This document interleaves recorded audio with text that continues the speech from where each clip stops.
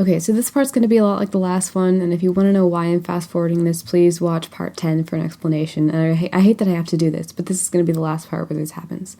So, continuing. Junpei turns around to talk to Seven, who obviously seems to have something going on with him.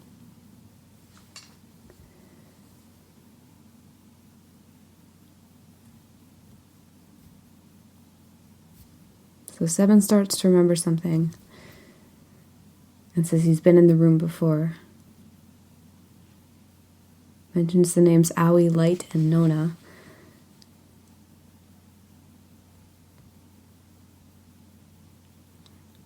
He mentions there was an experiment going on the ship about something along the lines of trying to control people. And the names he mentioned earlier were some of the kids.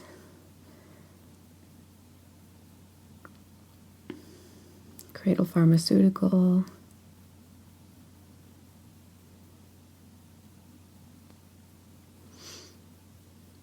Yep, but he notices the room is different from what he does remember.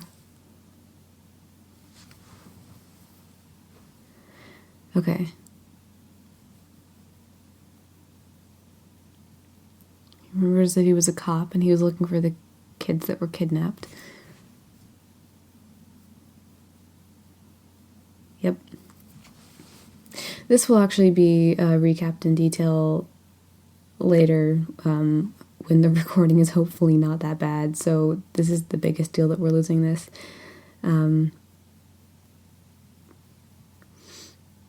Yep, children being carried onto the ships.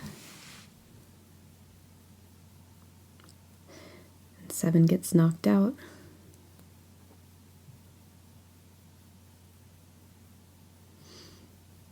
And wakes up in the room that looks a lot like the one we're currently investigating.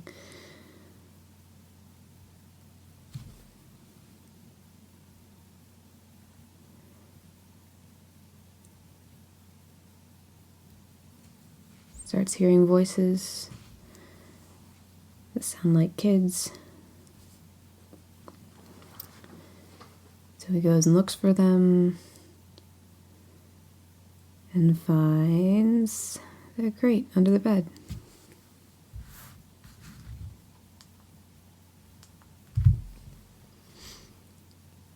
He figures he's on the ship, pulls it out of the wall.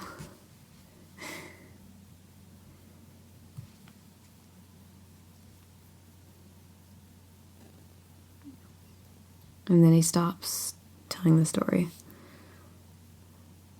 because he doesn't seem to remember most of the rest. But he does remember coming out on the other end and finding kids. Mentions that a girl died.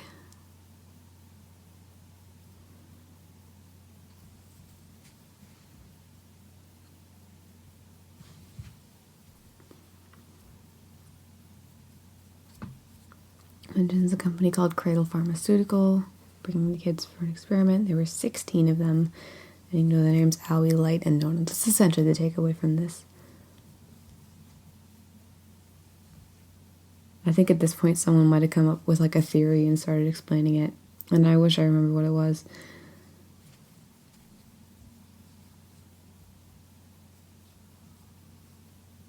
To control human beings, that is spooky.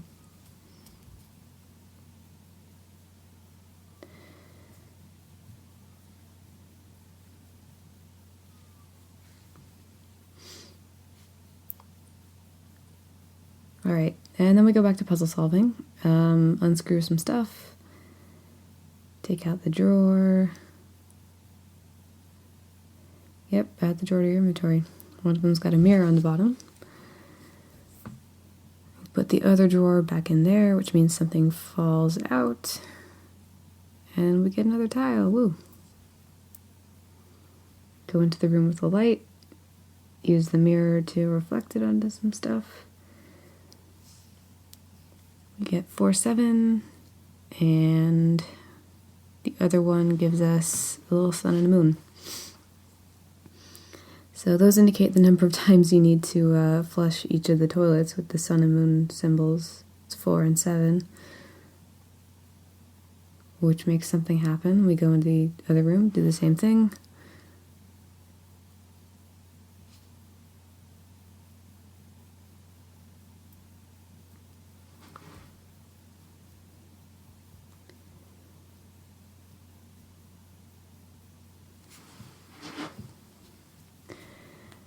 So we go into the dark room. Everything's dark. Oh yeah, there we go.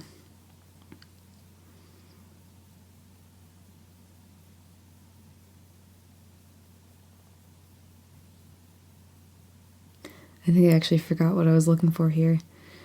But I believe it was the drawer which opens and we get more tiles. And then we take those onto the side of the door and swap them out.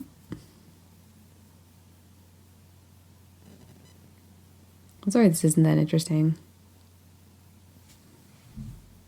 but that'll definitely resume next episode. Alright, we out.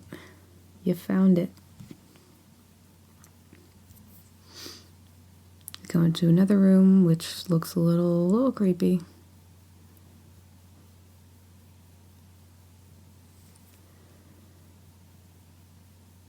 Yeah, everyone's realizing the same thing.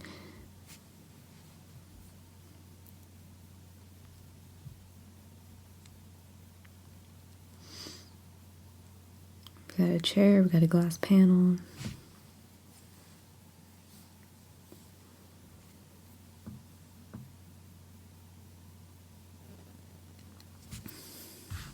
Alright, time to seek a way out.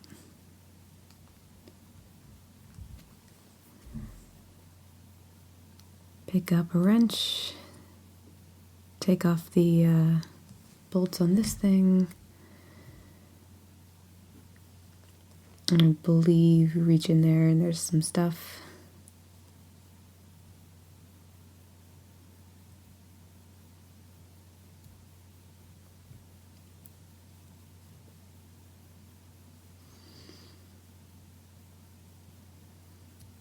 Yep, there's a key in there. Woohoo.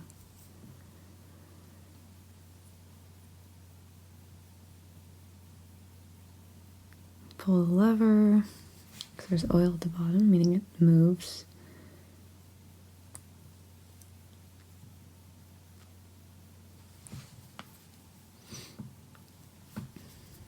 And there's a light in the floor that turns on. God, I still can't believe there's just a shark down there. Right, EDBF. Those go to the buttons on the counter.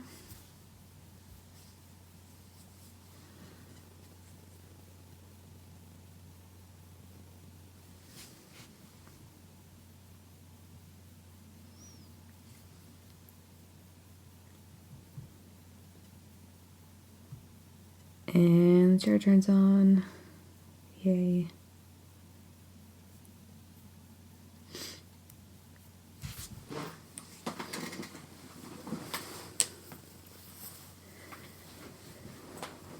Alright, so we turn this thing on.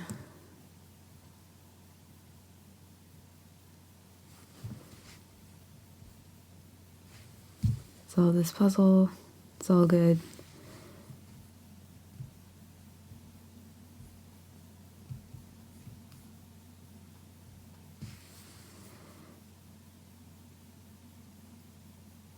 Yep, someone's got to sit in the chair.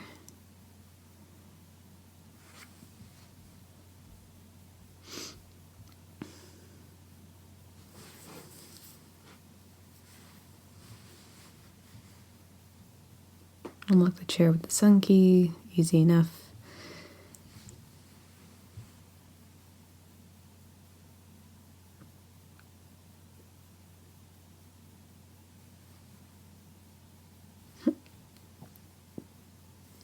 And then Lotus volunteers herself.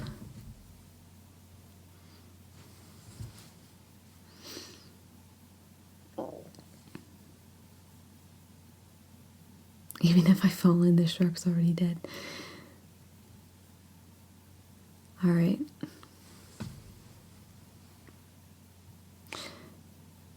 And then Lotus mentions that she has daughters. And that they're about Junpei's age. And she mentions one of her daughters is named Nona. And Seven's like, hey, wait a sec. I know that name.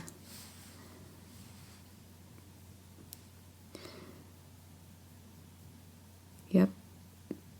Seven mentions that he knows Nona. And this is the point at which the audio comes back in. So we'll see you next time with actual stuff happening.